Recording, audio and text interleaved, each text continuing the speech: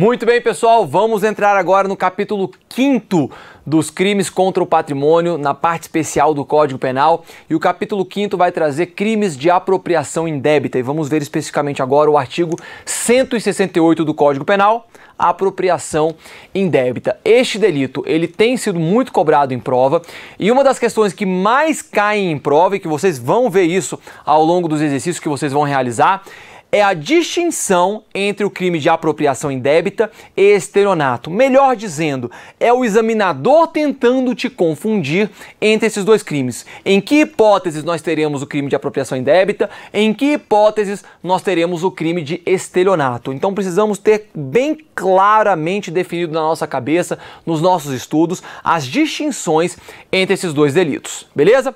Vamos ver então aí o artigo 168 do Código Penal.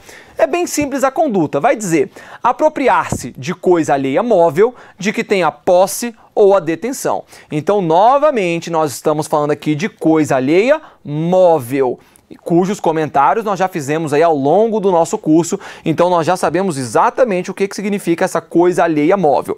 E nós temos aqui o verbo de apropriar-se. Apropriar-se vai significar apoderar-se, assenhorar-se, tomar sobre si uma coisa que pertence a outra pessoa, tomar como própria, dizer que é sua, praticar atos de disposição como se a coisa fosse sua, mas na verdade ela pertence a outra pessoa. Beleza? Na tela. Só que não é a apropriação de qualquer coisa. É a apropriação de uma coisa alheia móvel que o agente tem a posse ou a detenção. Reparem que a pena da apropriação indébita é a mesma pena do crime de furto simples, reclusão de 1 a 4 anos e multa. Vem aqui comigo, pessoal. Crime de apropriação indébita é apropriar-se de coisa alheia móvel de que tem a posse ou a detenção. Se eu não tenho a posse ou a detenção de uma determinada coisa, nós vamos ter o crime de furto. Nós vamos ter a subtração. Esse verbo subtrair é inverter a posse. A posse está com outra pessoa, eu inverto a posse, eu pego agora a posse para mim. Eu estou subtraindo. É a conduta, é o verbo do crime de furto, do crime de roubo. Na apropriação indébita, nós temos a apropriação daquilo que o agente já tem a posse, já tem a detenção da coisa. Então, nós estamos falando no crime do artigo 168 de objetos que já estão na posse do agente. Exemplo clássico, para ficar bem simples a compreensão do artigo 168. Hoje em dia, as empresas, elas entregam, elas dão, para os seus funcionários aparelho celular, tablet, notebook, para que eles possam efetuar as suas funções. E ao término do contrato trabalhista, seja por meio de uma demissão, seja por meio, enfim, de um término desse vínculo, de outras maneiras, uma rescisão contratual, deve haver a restituição desses objetos para a empresa, para o empregador. E isso, inclusive, está previsto em contrato. E o empregado sabe que, ao finalizar o contrato trabalhista, ele deve restituir ao seu empregador o tablet, o aparelho celular, o notebook e todos os objetos que lhe foram entregues para que ele efetuasse, para que ele bem desempenhasse as suas funções. Muito bem. Vamos supor agora um agente que entra numa empresa, recebe esses objetos e cerca de 2 anos depois ele é demitido. E ele fica com raiva, ele fala: não, quer saber, fui demitido, eu não vou devolver para a empresa esse aparelho celular. Eu não vou devolver para eles esse tablet, esse notebook. Vai ficar para mim. Eu que vou ser o dono desse negócio aqui agora. Reparem, pessoal, reparem. A coisa pertencia a ele? Não. Ele era o proprietário, o empregado? Não. Entretanto, quem estava na posse dessas coisas? Ele. E na hora que ele deveria restituir, o que ele faz? Ele nada disso. Vai ficar para mim. Ele se apropria, então, de algo que pertence a outra pessoa, mas que estava na sua posse. Ok? Exemplo tranquilo. Outro exemplo para vocês. Vamos supor agora uma vendedora de joias. uma loja de joias, entrega para essa vendedora um brinco, um colar e uma pulseira de pérola, no valor total de 10 mil reais. Entrega para ela e ela vai sair à rua, vai à casa de clientes para vender essas joias. Entretanto, uma semana passa, ela não consegue vender. 2 semanas, ela não consegue vender. 3 semanas, ela não consegue vender. Ela, vamos dizer que ela é autônoma, tá bom? E ela sabe que se ela não conseguir vender, ela não vai ter um centavo, não vai receber um centavo por aquelas joias que ela estava tentando vender. Repare que ela recebeu as joias de boa fé. Ela recebeu as joias com a finalidade de vender. Entretanto, uma vez na posse dessas joias, ela pensa, quer saber? Vale 10 mil reais essas joias. Estou tentando vender aqui e não consigo. Eu vou me apropriar dessas joias que valem 10 mil reais. Vou ficar para mim. Nem vou voltar na loja, nem vou lá devolver. Eu vou pegar essas joias para mim. E quer saber? Já vou vender essas joias agora, pela metade do preço. Porque daí, ao invés de vender por 10 mil reais, eu vendo por 5 mil reais. Eu sei que com certeza vai ter alguma cliente que vai querer e eu pego esse dinheiro para mim. E ela faz isso. Ela vende aquelas joias por 5 mil reais, pega o dinheiro para ela e vai embora e nunca retorna aquela joia. Reparem que ela se apropriou de algo que não lhe pertencia, mas que estava na sua posse. E reparem que ela entrou na posse dessas joias de boa fé. Inicialmente ela não tinha o dolo de se apropriar, ela não tinha a intenção de dar o golpe em ninguém. Ela simplesmente tinha a intenção de vender aquelas joias, mas acabou depois se apropriando. Olha aqui, requisitos do crime de apropriação indébita. Primeiro requisito, o dolo é posterior ao recebimento do bem. Então eu tenho um agente, que é o proprietário, ok? Que entrega a coisa para um terceiro, tá bom?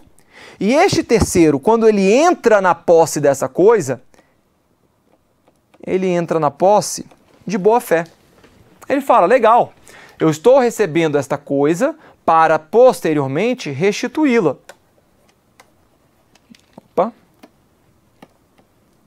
Beleza. Então reparem que ele entra na posse da coisa de boa fé.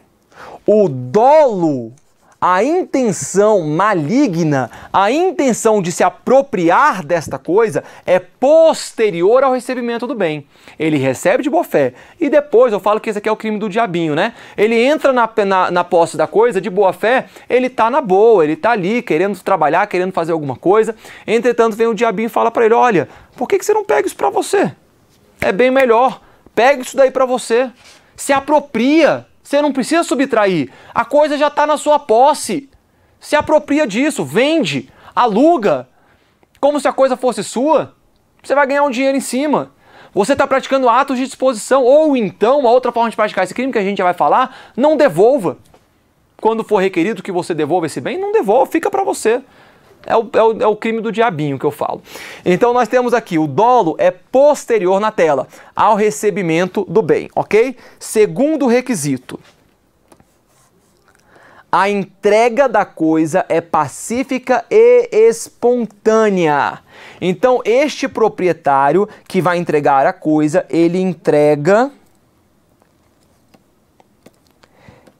espontaneamente e pacificamente. Isso daqui é muito importante, pessoal. Esta palavra espontânea significa que é algo que surgiu da própria vítima. Foi a própria vítima do crime de apropriação indébita, foi o proprietário que espontaneamente entregou a coisa para o autor. O autor, ele não ficou falando, olha, me entrega isso daí, eu quero isso daí, ou então ele não praticou uma fraude para que o agente, para que a vítima lhe entregasse aquela coisa. Foi a própria vítima, claro que podem haver algumas exceções, tá, gente? Mas, em regra, é a própria vítima quem procura o terceiro de boa-fé e lhe entrega a coisa espontaneamente. Muito bem. Terceiro requisito. A posse ou detenção da coisa será desvigiada. desvigiada. Eu falei para vocês esse exemplo da vendedora de joias que vai à rua e tenta vender as joias e se apropria dessas joias. Reparem que as joias lhe foram entregues e ela tinha a posse desvigiada, não tinha ninguém olhando para ver se ela estava ou não subtraindo, se ela estava ou não se apropriando daquelas joias. Logo, estamos diante do crime de apropriação indébita. Beleza. Vamos pegar uma outra vendedora de joias, sem ser essa vendedora de joias que vai à rua, que vai à casa das clientes, mas aquela vendedora de joias que vende joias de dentro da loja. Ela está todo dia lá na loja, vendendo as joias para as clientes que entram na loja, ou os clientes que entrem na loja, e em determinado momento ela fala, caramba, estou aqui na minha mão com um anel que custa 5 mil reais. Deixa eu ver, as câmeras de segurança não estão olhando aqui, não tem ninguém me olhando, as câmeras de segurança não pegam aqui onde eu tô, e ela simplesmente pega aquele anel e coloca dentro da sua bolsa. Reparem. A coisa tinha lhe sido entregue? Ela tinha recebido a coisa de boa fé? Não. Mas além disso, ela estava na posse desvigiada da coisa? De jeito nenhum. Ela estava dentro da loja, ela estava dentro ali ainda da esfera patrimonial da vítima, que vai ser esse estabelecimento comercial que vende joias, essa joalheria. Ela não tinha posse desvigiada da coisa. Esta vendedora, portanto, que pega aquela joia dentro da loja e subtrai, ela praticou uma subtração. Ela não se apropriou porque ela não tinha a posse desvigiada da coisa. Ela pratica o crime de furto. E nesse caso aqui a gente vai falar, poderia até falar, do furto qualificado lá do artigo 155, parágrafo 4º, ok? Seria aqui uma hipótese de abuso de confiança. Beleza, pessoal?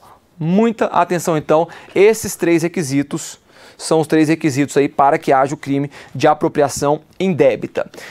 O crime de apropriação indébita, ele pode acontecer de duas maneiras, tá bom? Já falei, inclusive, sobre elas aí nos exemplos que eu trouxe, mas para que fique bem claro aqui as duas formas que o crime de apropriação indébita pode ser praticado. Primeiro, pode ser praticado uma apropriação indébita própria ou propriamente dita, que é quando o agente pratica atos de disposição da coisa. É o exemplo que eu trouxe para vocês aí do sujeito que trabalha numa empresa, numa multinacional, ele recebeu um notebook, vamos supor que ele não teve o término, né, do contrato de trabalho dele. Depois de um ano de trabalho, ele sabe que vai ficar ainda muitos anos naquela empresa, ele fala, quer saber? Como eu vou ficar muitos anos nessa empresa, até os caras pedirem para mim, até a empresa pedir de volta para mim esse laptop já vai estar obsoleto. Quer saber? Eu vou vender esse laptop enquanto ele vale alguma coisa. Reparem, não houve aqui uma negativa em restituir esse notebook. O que ele fez foi praticar atos de disposição. Ele pega então esse notebook e vende para um terceiro. Reparem que ele se apropriou sim indevidamente, porque a apropriação indébita não é a pessoa simplesmente guardar para si. Vou me apropriar, eu vou guardar, esse notebook agora é meu para sempre. Não. É também praticar atos de disposição, praticar atos como se você fosse dono daquela coisa. E ele, esse empregado, ao vender o notebook, ele está praticando atos de disposição. Vender, trocar, alugar, são atos de disposição. Atos que podem ser praticados por aquele que é o proprietário da coisa e não por aquele que possui a coisa de boa fé. Nesse caso, portanto, ele responderia pelo crime de apropriação indébita. Mas além disso, o crime de apropriação indébita pode ser também negativa de restituição. E aí sim, quando for negativa de restituição, é aquela situação que eu trouxe para vocês, que a pessoa se recusa a devolver. Ela recebe a coisa de boa fé, mas depois que está na posse da coisa, ela não pratica atos de disposição, ela não vendeu, não trocou nem nada, mas ela simplesmente fala, não vou devolver não. Tá comigo? Agora é meu. Muito bem, vai responder pelo crime de apropriação indébita. E atenção aqui um detalhe, porque a apropriação indébita negativa de restituição é uma conduta omissiva. E por ser uma conduta omissiva, não admite tentativa. tá bom? Uma conduta omissiva própria aqui no caso, tá bom? Não vai admitir a tentativa, essa espécie de apropriação indébita negativa de restituição. A apropriação indébita própria ou propriamente dita, aí sim pode ser praticado, admissível, tá? Vou botar aqui, admite o conatus. O que é conatus, professor? É a tentativa, beleza? Apropriação indébita, figuras atípicas. Quero trazer agora para vocês algumas situações que não configuram a apropriação indébita. Primeira delas, apropriação de uso. Nós já falamos que furto de uso não configura crime de furto. Roubo de uso configura crime de roubo. E a apropriação de uso configura a apropriação indébita? Deixa eu trazer para vocês um exemplo. Eu tenho um manobrista. Esse manobrista ele trabalha em festas. E de repente chega alguém lá com um carrão, sei lá, vamos falar aí uma Lamborghini, tá bom? Chega na festa com uma Lamborghini e esse manobrista recebe essa Lamborghini com a chave para que venha estacionar. E ele recebe de boa fé. Ele pega ali a Lamborghini, na hora que ele está conduzindo a Lamborghini para estacionar, ele fala, caramba, eu estou dirigindo uma Lamborghini. Vamos fazer o seguinte, deixa eu dar uma volta no quarteirão para testar aqui a velocidade dessa Lamborghini. E ele então sai do estacionamento, dá uma volta no quarteirão. E quando dá uma volta no quarteirão, ele fala, não, deixa eu dar uma volta agora aqui, um pouco mais longe ali na avenida, porque, poxa, oportunidade única de eu estar aqui na posse, de eu poder dirigir uma Lamborghini. Muito bem, ele faz isso, retorna, deu tudo certo, não bateu o carro, nada. Ele retorna e entrega a chave ali pro, enfim, né, bota no claviculário. E a vítima, né, no caso o proprietário da Lamborghini, na hora de ir embora, o carro tá lá bonitinho, ele vai embora e nem fica sabendo do que aconteceu. Pessoal, reparem, o agente, o manobrista, entrou na posse da coisa de boa fé. Entretanto, uma vez que ele estava na posse da coisa, ele decide fazer o quê? Se apropriar. Mas ele decide se apropriar não definitivamente, ele não decidiu se assenhorar definitivamente da coisa. Ele falou, eu vou dar uma volta, eu vou usar este carro e eu restituo logo em seguida. E foi exatamente o que ele fez. Esta situação é a apropriação de uso, ok? O que nós precisamos saber é o seguinte, a apropriação de uso configura o crime de apropriação indébita ou não? E a resposta é negativa, ok? Então a apropriação de uso não configura o crime de apropriação indébita. Esse manobrista, portanto, ele não vai responder pelo artigo 168 do Código Penal. Outra situação, esquecimento, tá bom? Esquecimento acontece muito entre amigos. Amigos emprestam uma coisa para o outro, as mulheres emprestam roupa uma para outra, uma joia, e aí vamos supor que a Joana emprestou um colar para a Raíssa, tá bom? Joana emprestou um colar para a Raíssa. A Raíssa usa aquele colar na festa e a Raíssa deveria restituir, devolver aquele colar para a Joana no dia seguinte à festa. Entretanto, Raíssa esquece completamente. Ela foi negligente. Negligentemente, ela esquece de devolver a joia para a sua amiga Joana. E depois de um mês, a Joana tentando falar com a Raíssa, não consegue falar com a Raíssa. A Joana fala, Raíssa, eu vou ir na sua casa pegar minha joia de volta. A Joana vai lá, pega a joia de volta e retorna para sua casa. Pergunta, Raíssa, ao ser negligente, ao esquecer que aquela joia estava com ela e não restituir para a sua amiga Joana, pratica o crime de apropriação indébita? Não. Por que não? Porque o crime de apropriação indébita não admite a modalidade culposa. Não pode ser praticado mediante culpa.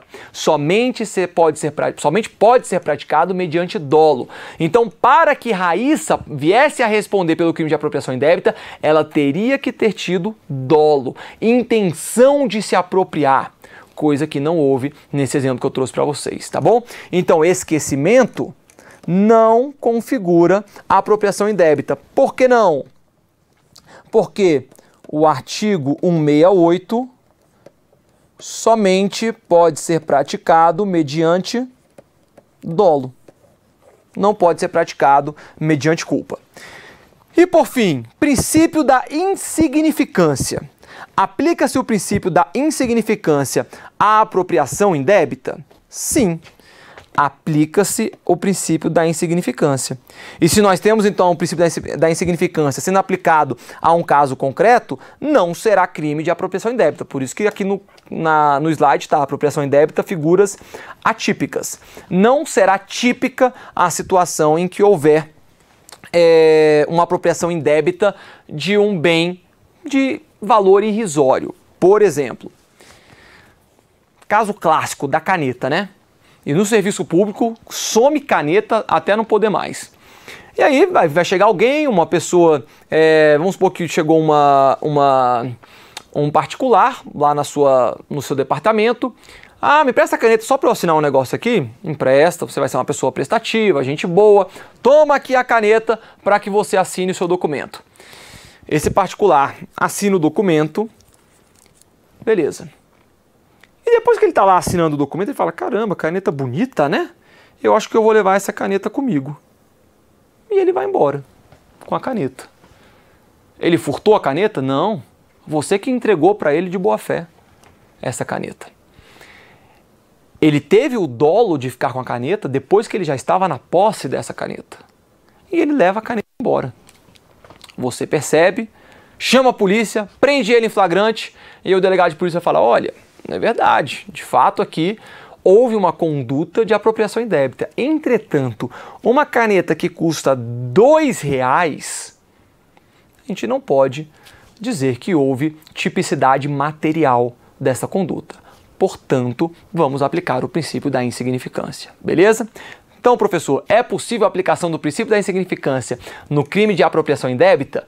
Sim, ok? Bota aí no caderno, pode aplicar o princípio da insignificância tranquilamente na apropriação indébita. Deixa eu até colocar para vocês, STJ HC 181756 de Minas Gerais, tá bom? Informativo 463 do STJ.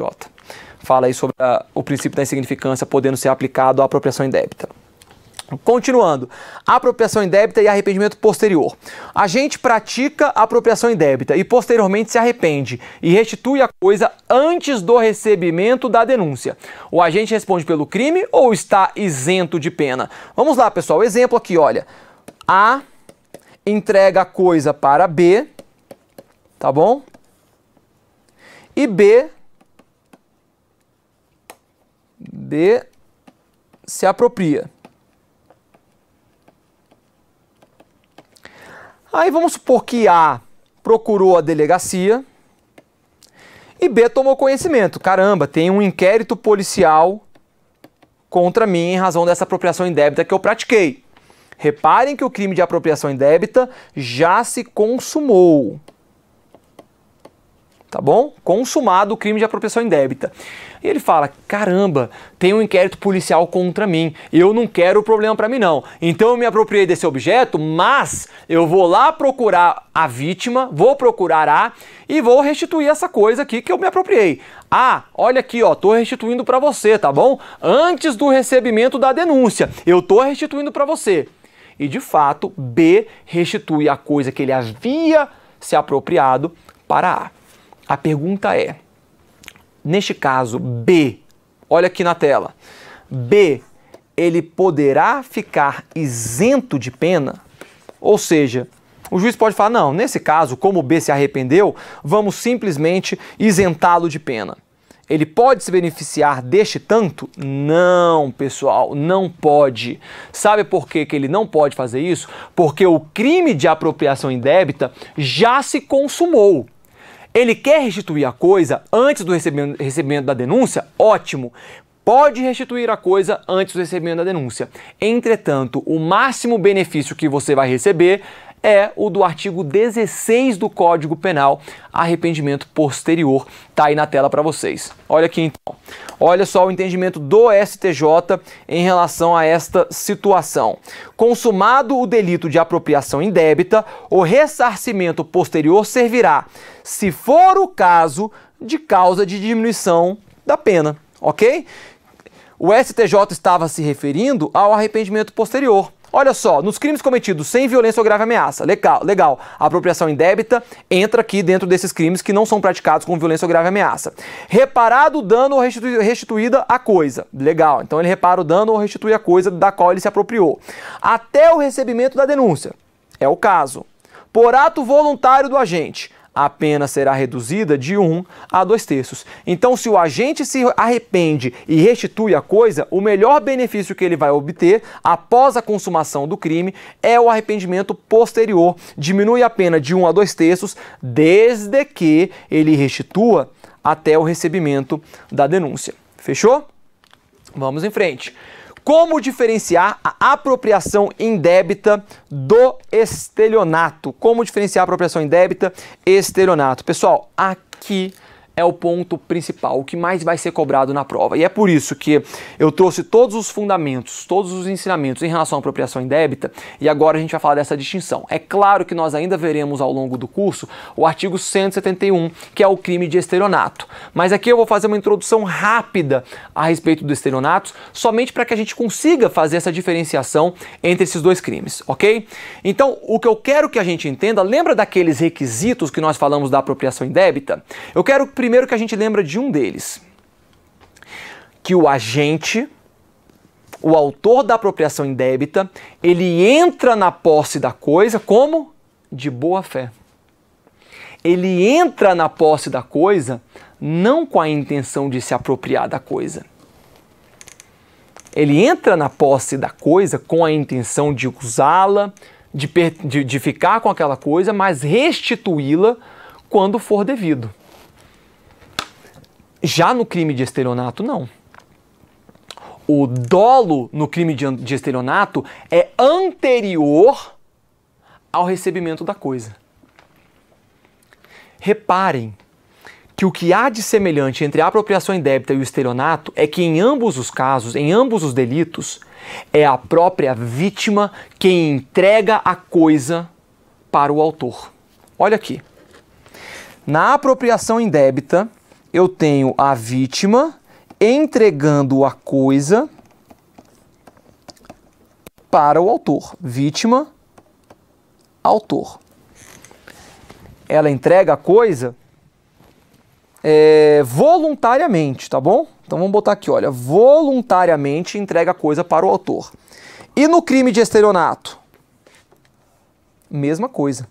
Eu tenho a vítima que entrega a coisa voluntariamente para o estelionatário. Aqui é o artigo 171 e a apropriação indébita, artigo 168, tá bom? Então é a vítima que entrega. Repare então que neste aspecto são iguais. E é por isso que gera-se muita confusão em relação à apropriação indébita e estelionato. Como que então que nós vamos diferenciar? Este autor da apropriação indébita, ele entra na posse da coisa de boa fé. Enquanto que o autor do estelionato entra na posse da coisa já com a má fé, já com a intenção de obter uma vantagem ilícita em prejuízo alheio. Ok? Além disso, na verdade, continuando, como o dolo é de boa fé, a gente vai dizer que o dolo é posterior ao recebimento da coisa. E já no crime de estelionato, o dolo é anterior ao recebimento da coisa. Beleza? E ainda para arrematar, esta má-fé, ela é representada, ela é desempenhada no crime de estelionato por meio da fraude, do ardil, do artifício. Então, no crime de estelionato, o agente vai utilizar da fraude, do ardil, do artifício para enganar a vítima, para que a vítima entregue a coisa para ele, sendo vítima de um golpe. O artifício, o ardil é utilizado para que o estelionatário obtenha vantagem ilícita em prejuízo alheio. Já a apropriação indébita não vai haver qualquer fraude. Porque ele recebe a coisa de boa fé e o dolo é posterior ao recebimento da coisa. Esta vai ser a diferenciação. Beleza? Então, muita atenção aqui nessa diferença entre apropriação indébita e estelionato. Exemplo aqui, então, para a gente deixar isso bem claro. Em relação à apropriação indébita, vamos supor que você aluga um carro, tá bom? Você alugou um carro, você está com esse carro rodando lá em Las Vegas, tá? Você está em Las Vegas, na cidade do cassino, dos jogos, e você está lá em Las Vegas com esse carrão, pegou um Mustang lá para dar uma volta, tirar uma onda, postar aquela foto no Insta, e aí você entra num cassino e começa a jogar, e perder dinheiro, e lá pelas tantas você fala, caramba, vou ter que botar o carro que eu aluguei no jogo. E você aposta o carro que você tinha alugado. E você perde o carro. Ok? Professor, que crime é esse? Isso é apropriação indébita. Você praticou atos de disposição em relação àquele veículo que você tinha alugado, um veículo que tinha lhe sido entregue voluntariamente pela vítima, que você estava na posse desvigiada e que você entrou na posse daquele veículo de boa fé, com a intenção de restituir posteriormente. Entretanto, você vem a se apropriar praticando atos de disposição. Crime de apropriação indébita. Estelionato. Vamos pegar agora, para manter aqui essa história do Insta, vamos pegar agora as blogueiras. As blogueiras aí, elas vão em festas e não alugam, na verdade, são cedidas a essas blogueiras joias, para que elas possam mostrar lá, falar, olha, essa joia aqui é de tal marca, não sei o quê. Vamos supor agora que uma moça que não é blogueira, ela, por meio de uma fraude, ela cria um perfil fake e bota lá 2 milhões de seguidores para seguir ela, tá bom? 2 milhões de seguidores fakes. E ela se apresenta numa joalheria e fala, olha, eu sou uma blogueira, olha aqui o meu Insta, eu tenho 2 milhões de seguidores, eu vou numa festa hoje à noite, vocês querem me emprestar a joia de vocês para que eu possa divulgar a joia de vocês? A loja fala, poxa, beleza, vai ser uma boa divulgação. Vem então esta mulher que usou de uma fraude, que tinha a má fé de obter a vantagem, de obter estas joias, coloca a vítima em erro e a joalheria fala, tá bom, toma aqui então as joias, amanhã você me devolve essas joias, beleza? Beleza nada, porque essa mulher, ela obtém essa vantagem das joias, vai embora, pica a mula e nunca mais volta. Crime de estelionato. Ela já tinha o dolo antes de entrar na posse da coisa e utilizou da fraude para conseguir o seu intento, beleza? Então, galera, muita atenção aí nessa diferenciação entre apropriação indébita e estelionato. É isso que mais tem sido cobrado em prova. E aí, para a gente arrematar, apropriação indébita circunstanciada ou majorada. Se eu tenho uma apropriação indébita circunstanciada ou majorada, logo eu estou falando de uma causa de aumento de pena. Tá bom? Qual que é a causa de aumento de pena? Parágrafo 1º. E na verdade houve até um erro aqui da legislação, porque a legislação fala parágrafo 1º. Só que a lei usa parágrafo 1º quando tem um parágrafo 2º.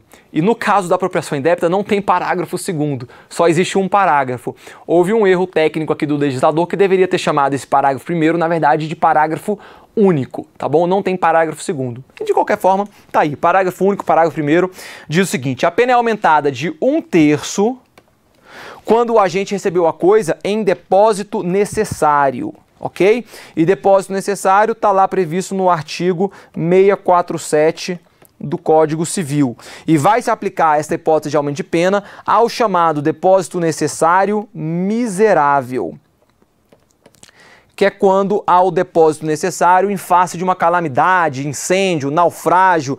A vítima entrega a coisa ao depositário numa situação que ela está absolutamente em desespero, para que o depositário cuide dessas coisas para ela. Vamos supor que a casa da pessoa está encheu de água, e aí ela pega então os seus pertences, entrega a um depositário em razão dessa calamidade que ela está enfrentando, porque as coisas não podem ficar mais na casa dela até que a água vá embora, e esse depositário se apropria, ou seja, ele está se aproveitando de uma situação de calamidade, de um momento trágico da vítima.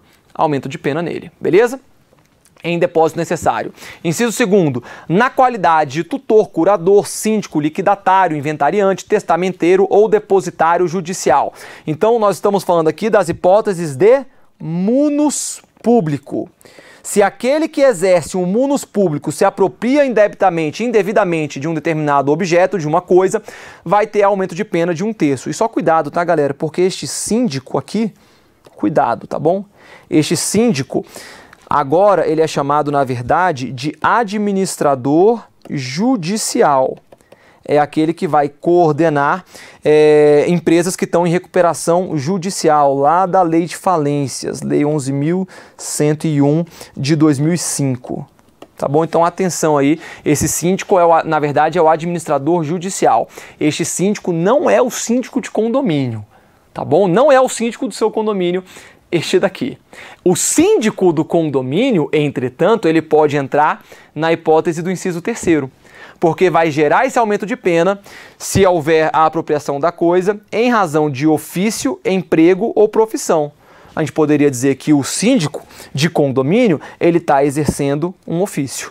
Aqueles exemplos que eu trouxe para vocês, da joalheria, o exemplo que eu trouxe para vocês do cara que se apropria do laptop, do celular, do tablet que ele recebeu da empresa, ele vai ter essa causa de aumento de pena do inciso 3º do parágrafo 1º. Por quê? Porque ele recebeu esses objetos em razão de um emprego que ele estava desempenhando, ok? Então, nesse caso aí, em razão de ofício, emprego, profissão, teremos também a incidência do aumento de pena em 1/3.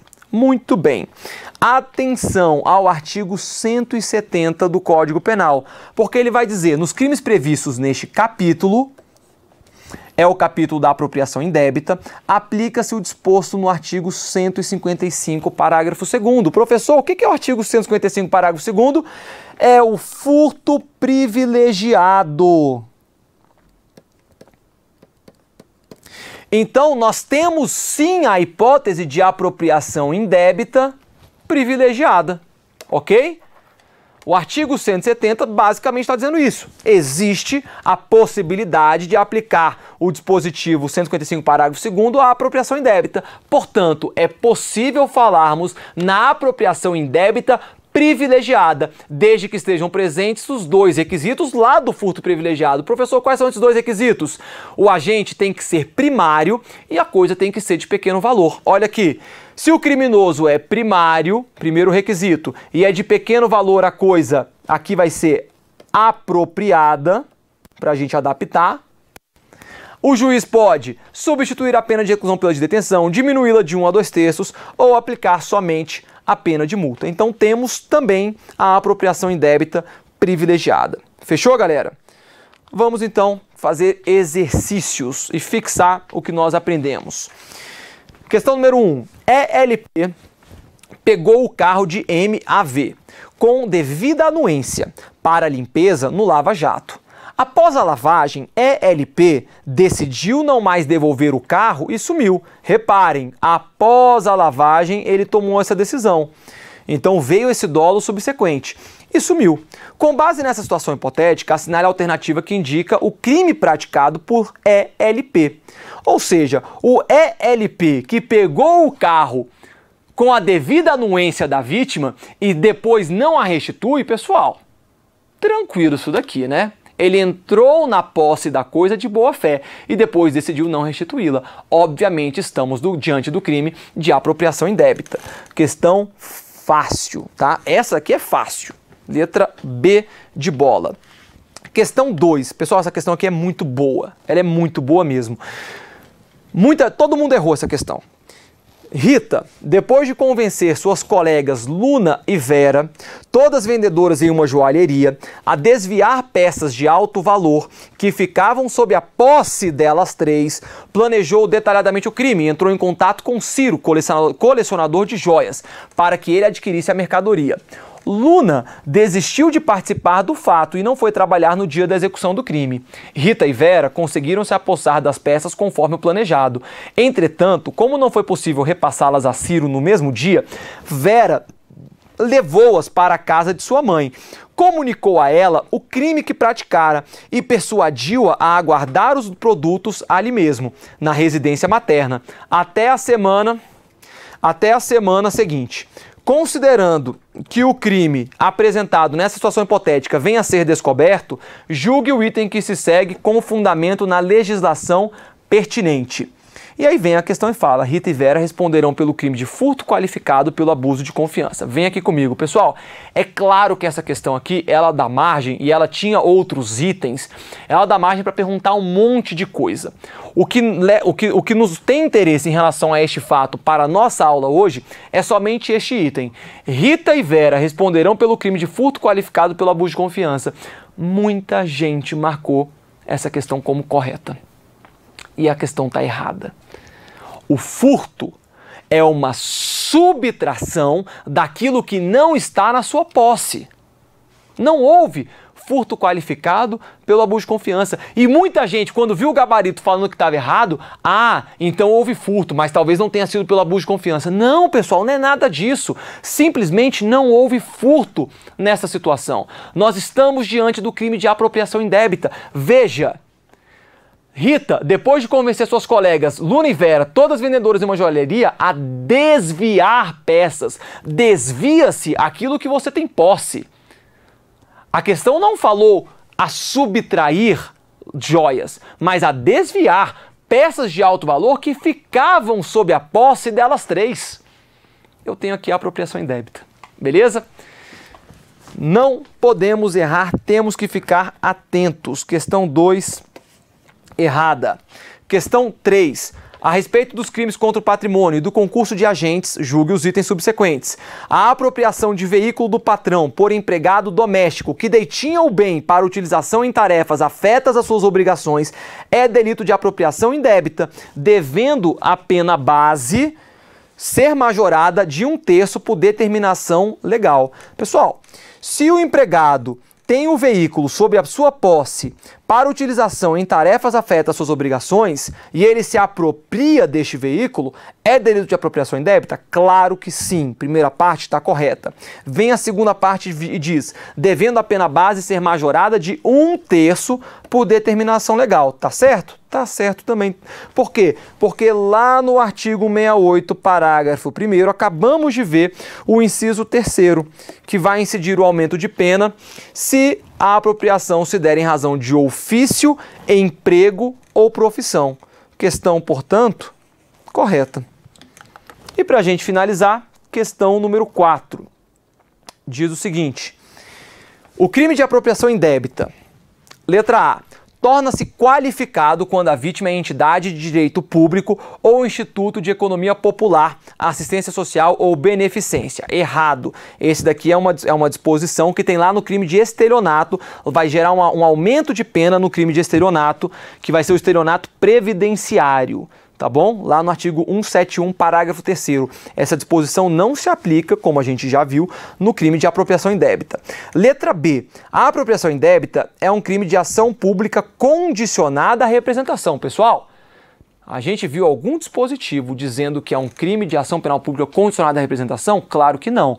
Se a lei é silente em relação à ação penal de determinado crime, logo, nós temos que será um crime de ação penal pública incondicionada. E o crime de apropriação indébita é um crime de ação penal pública incondicionada. Logo, letra B, errada. Letra C. Apenas tem como objeto material a coisa alheia móvel. Verdade. Sendo impossível falar-se em apropriação indébita de imóvel. É isso que a gente viu? Exatamente isso que está no artigo 168 do Código Penal. Eu não posso ter apropriação indébita de um bem imóvel. E letra D, não admite a figura privilegiada, ao contrário do furto. Errado!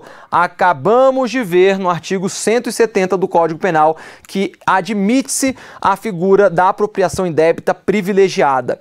E letra E, tem a punibilidade extinta em caso de devolução da coisa antes do oferecimento da denúncia. Errado! Também vimos que se houver a restituição da coisa antes do oferecimento da denúncia, após a consumação do crime, o máximo que pode ter de benefício para o agente é o arrependimento posterior, artigo 16 do Código Penal. Fechou, galera? Longo esse bloco, mas era pra gente fechar aí sabendo tudo a respeito de apropriação indébita. Bons estudos, até a próxima aula.